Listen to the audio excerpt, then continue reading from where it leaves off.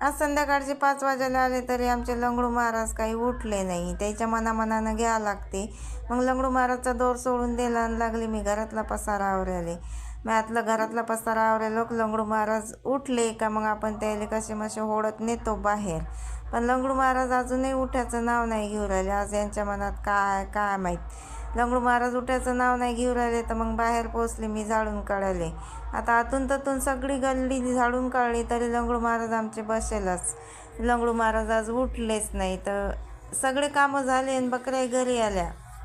बकऱ्या इकडे तिकडे पळू राहिल्या म्हणजे पाणी प्यासाठी. तर दादा बी घरी आले. ते दादानं गेट घेतला बंद करून, कारण का बकऱ्या बाहेर जाऊ नये म्हणून. मग बकऱ्याचा आरोय पाहून लंगडू महाराज बसले आमचे उठून. बकऱ्या बांधून घेतल्या. मग म्यान दादानं लंगडू महाराज नेले बाहेर.